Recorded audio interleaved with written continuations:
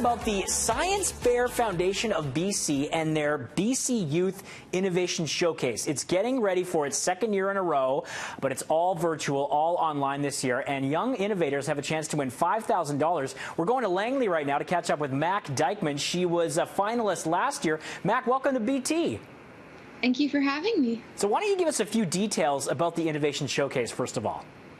The Youth Innovation Showcase is a competition open to anybody who lives in BC or Yukon between the ages of 12 and 24 who have an invention.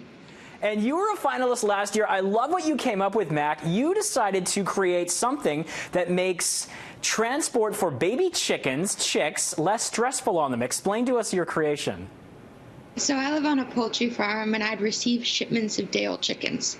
Now, the reason why chicks will be shipped is because when they hatch, they have a yolk sac in their stomach. And this gives them all the food and water they need for the first 3 days of life.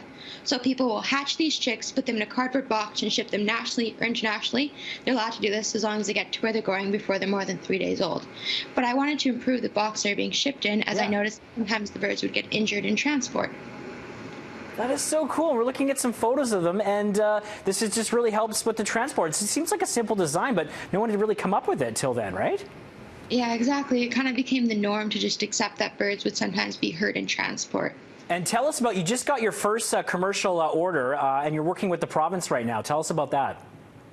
It's very exciting. I'm hoping to make this box the new standard for transport because some of the features make it safer, of course, like the round inserts. The birds can't get crushed in the corners, and raised false floors because when birds are shipped in winter, they need a heat source, which is a giant hot pocket, but it's just too direct. The heat of the birds are standing directly on it, and this raised false floor allows the heat to more evenly distribute in the box. Oh, Mac, you're an incredible individual, just 14 years old. Thanks so much for sharing your story. And people have the competition's on June 10th. The website on screen right now.